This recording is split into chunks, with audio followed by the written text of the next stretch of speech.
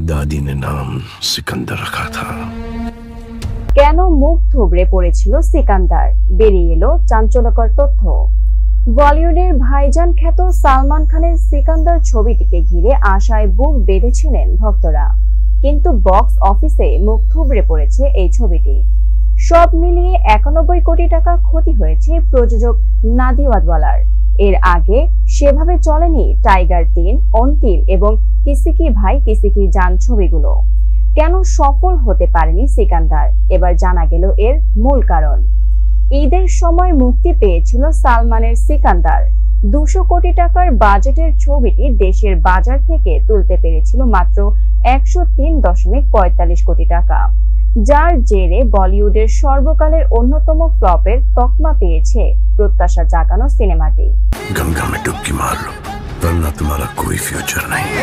জানা গেছে বহু অনলাইন পাইরেসি ওয়েবসাইটে আপলোড করা হয়েছিল ছবিটি।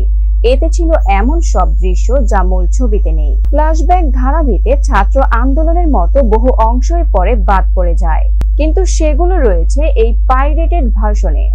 আর এর জেরেই 91 কোটি টাকার ক্ষতি হয়েছে বলে ধরা পড়েছে অডিটে। পাইরেসির ধাক্কায় বড়সড় ক্ষতির বিষয়টি সামনে আসতেই নাদিয়াদওয়ালার সংস্থা চাইছে ক্ষতিপূরণ।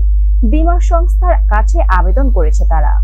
প্রসঙ্গত, বক্স অফিসে মুখ থুবড়ে পড়ার পর স্যাটেলাইট রাইট ইত্যাদিতে হয়তো আরো কিছু রোজগার হবে সিকান্দারের, কিন্তু সালমানের মতো মহাতারকার ছবির এহেন পরিস্থিতি তার ভক্তদের কাছে কাম্য নয়। প্রিয় নায়কের পরপর ব্যর্থতায় তারা হতাশ।